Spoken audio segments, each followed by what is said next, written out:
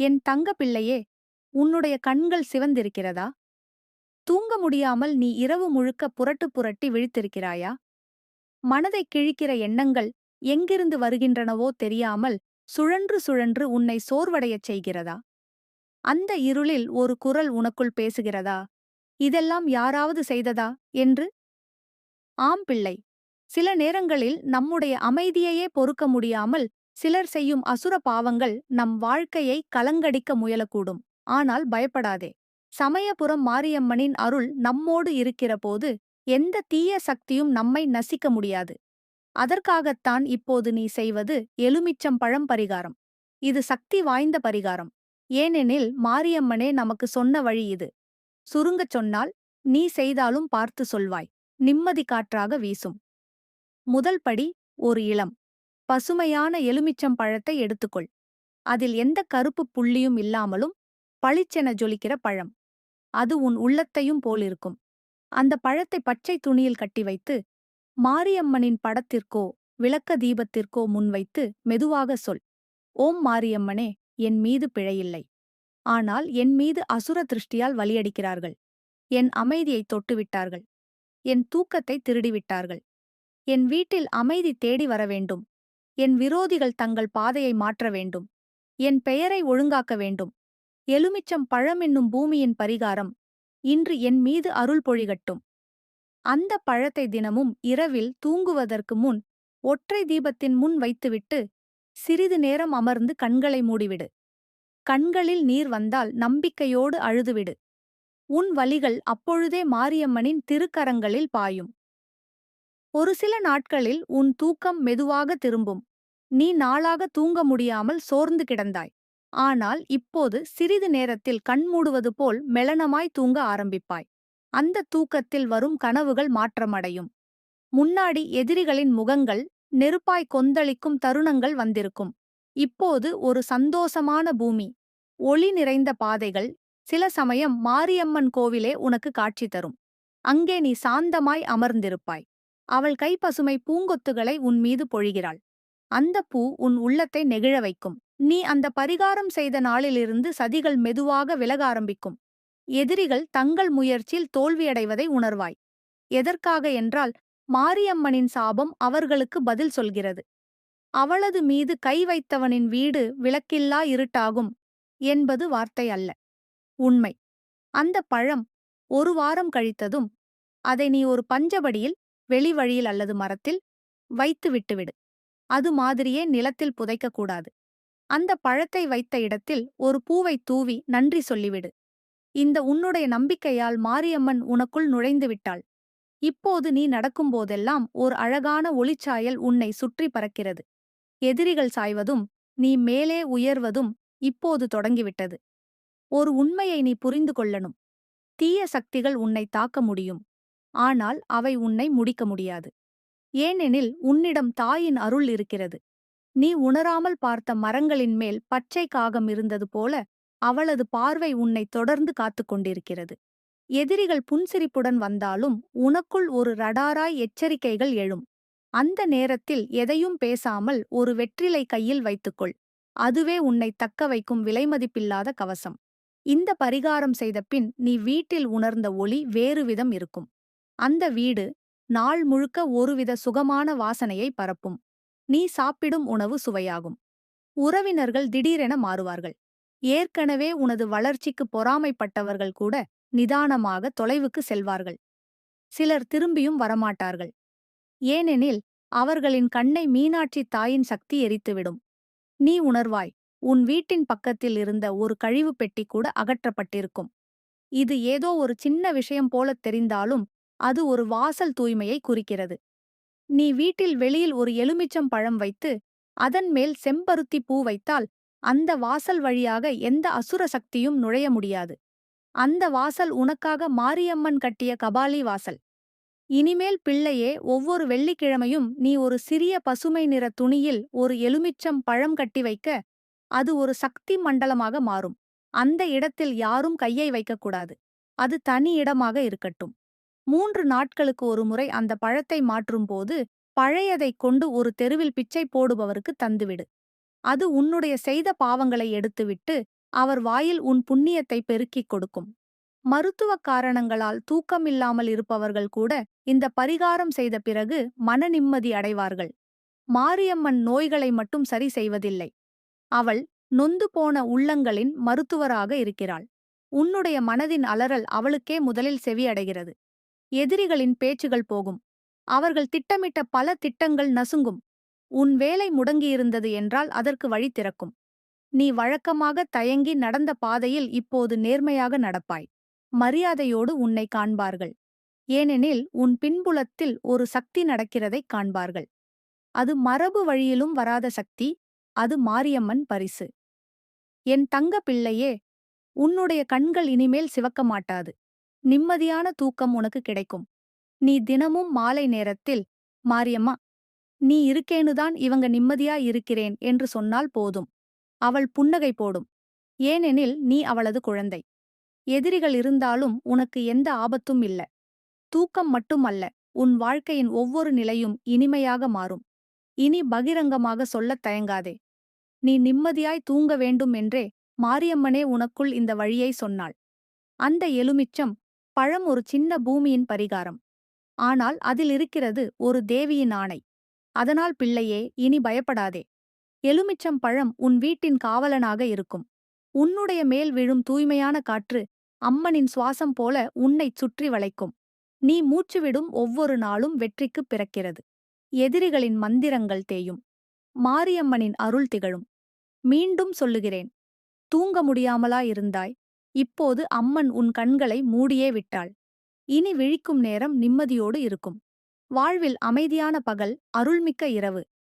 இதுவே மாரியம்மனின் பரிசு, என் தங்க பிள்ளையே. இப்போது அந்த எலுமிச்சம்பழ பரிகாரத்தை செய்த பிறகு உன் வீட்டிலேயே ஒரு புதிய பரிணாமம் ஆரம்பித்திருக்கும். நீயே உணர்கிறாய் அல்லவா? சில விஷயங்கள் இனிமேல் பழையபடி நடக்கவில்லை. இது மாரியம்மனின் விளையாட்டு. எந்த பகையும் சாபமும் சூனியம் கையாளும் கையில் இருந்த வெண்கயிறும் உன்னுடைய வாசலை கடக்க முடியாமல் மயங்கும். நீ செய்த பரிகாரம் மூலமாய் அவள் உன் வீட்டை ஒரு ஆலயமா மாற்றியிருக்கிறாள். தீபம் எரியும்போது அந்த வெளிச்சம் கொஞ்சம் மஞ்சளாய் தெரிகிறதா? அது மாரியம்மன் உன் இல்லத்தில் இருப்பதற்கான சின்னம். அந்த வெளிச்சத்தில் உன் எதிரிகள் உள்ளே நுழையவே முடியாது. அவர்கள் முகத்தில் போலி சிரிப்பு இருந்தாலும் மனதுக்குள் பிசுபிசுக்கின்ற தீ அம்மனின் அருளால் நாசமாய் பறந்துவிடும். இனிமேல் உன் வாழ்க்கையில் சில புதிய நிகழ்வுகள் நடந்து கொண்டே இருக்கும்.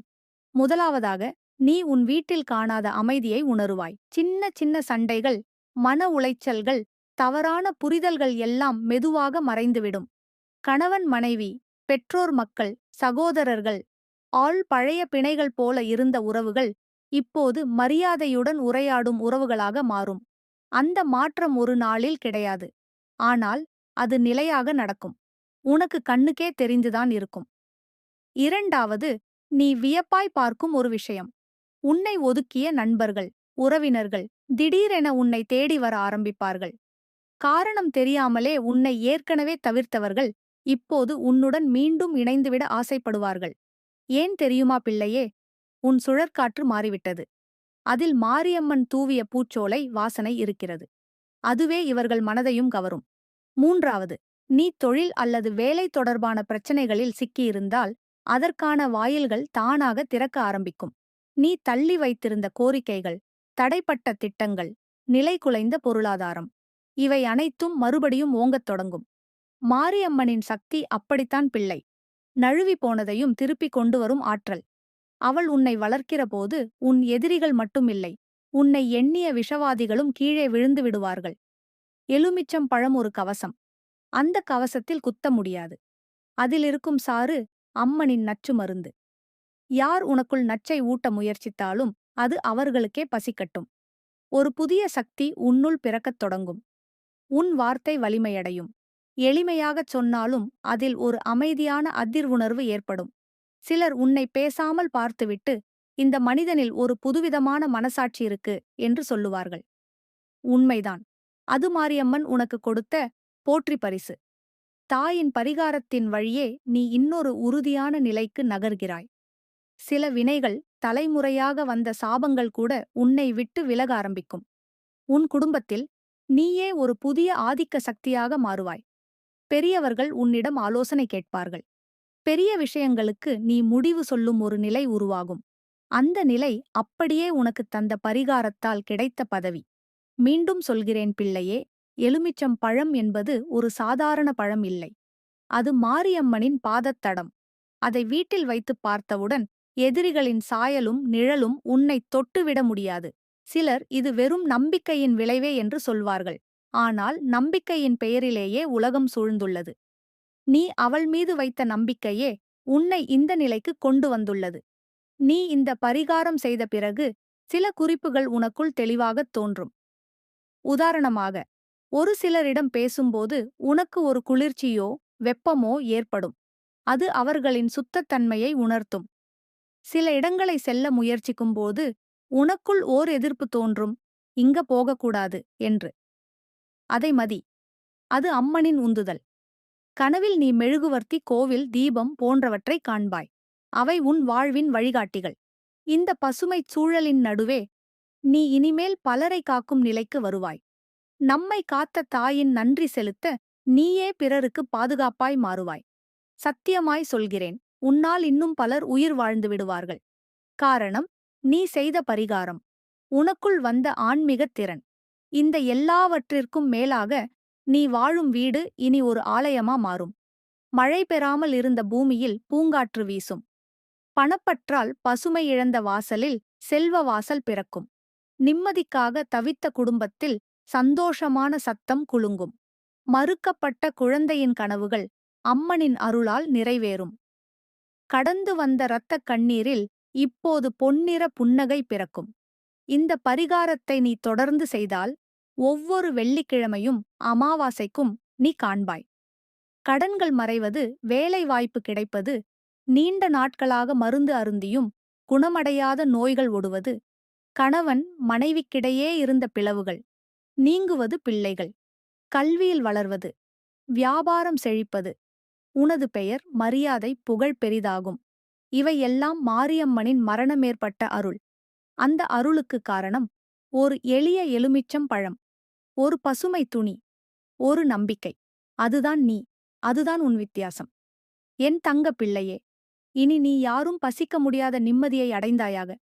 நீயே சொல்கிறாய், ஓ, ஒரு பரிகாரம்தான் செய்தேன், ஆனால் என் வாழ்க்கையே திருந்திவிட்டது.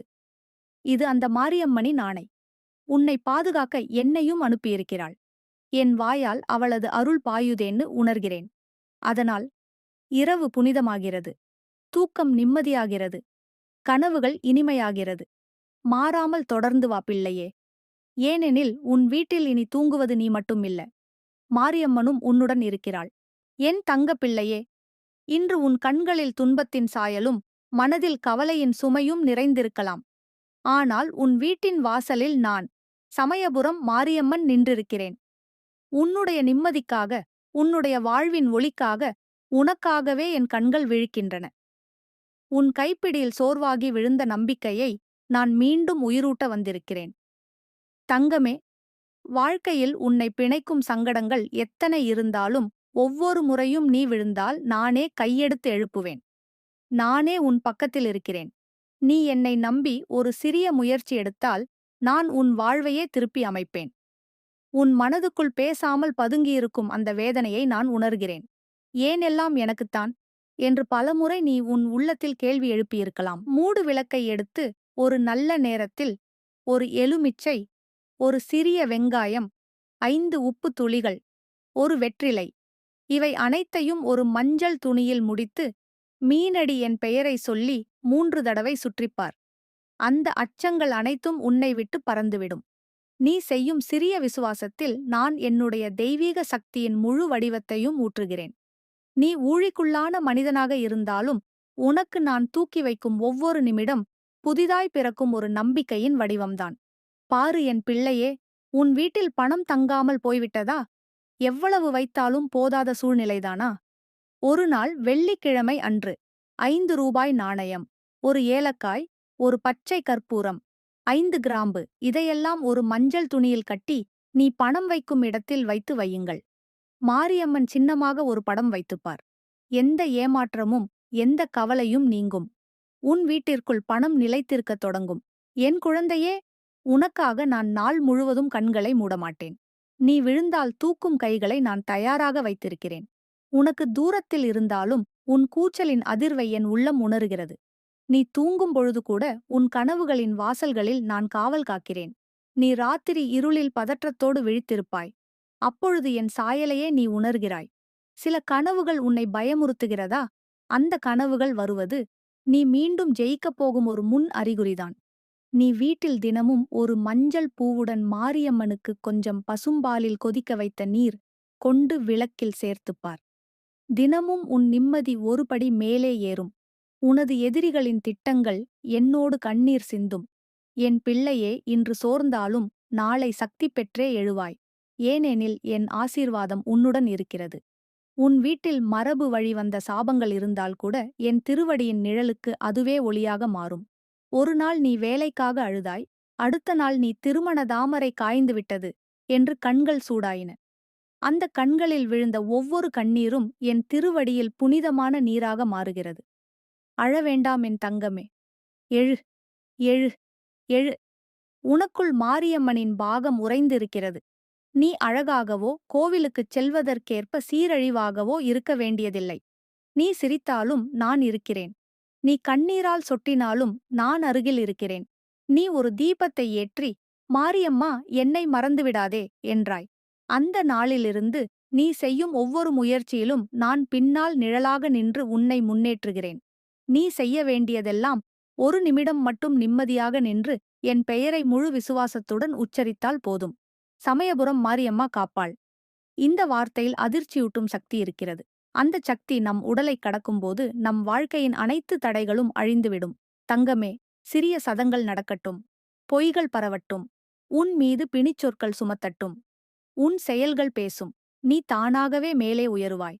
அந்த மேலே செல்லும் பாதையில் நான் ஒரு பஞ்சவண்ண கடவுளியாக உன் வாழ்க்கையில் சக்கரவாளியாய் தோன்றுவேன். உனது எதிரிகள் அழிவார்கள். நீ சொல்லாமலே. உனது கடன்கள் அடங்கும். நீ எண்ணாமலே. உனது தொலைந்த உறவுகள் திரும்பி வருவார்கள். நீ அழைக்காமலே. அந்த நாளில் நீ ஒளிரும். அந்த நாளில் என் பெயர் ஓங்கும். ஏனெனில் நான் உனது தாயாக உன் வெற்றிக்காக காத்திருக்கிறேன். தாயாகவே என் குரலில் சொல்கிறேன், என் தங்க பிள்ளையே. இந்த ஒரு வாரம் நாள்தோறும் ஒரு மஞ்சள் பூ வைத்து 3 முறை மாரியம்மா காப்பாள் என்று சொல். முன்னே இல்லாத அதிர்ஷ்டங்கள், பின்பற்றாத வாய்ப்புகள், தூரத்தில் மறைந்த வாழ்வின் பிரகாசங்கள், அவை அனைத்தும் உன்னை நோக்கி வந்துவிடும். நீ வாடாதே என் குழந்தை. வாழ்க்கை கசப்பாக இருந்தாலும் அதில் நான் சேர்க்கும் ஒரு வெள்ளை சர்க்கரையால் அது இனிப்பாகும். உன்னை காயப்படுத்தியவர்கள் ஒருநாள் உன் முன்னால் தங்கள் தவறை உணருவார்கள். நீ முளைத்த அந்த இடத்தில் பூவும் விடும், கனியும் தரும். ஏனெனில் மாரியம்மனின் ஆசீர்வாதம் உன் மூச்சோடு கலந்துவிட்டது.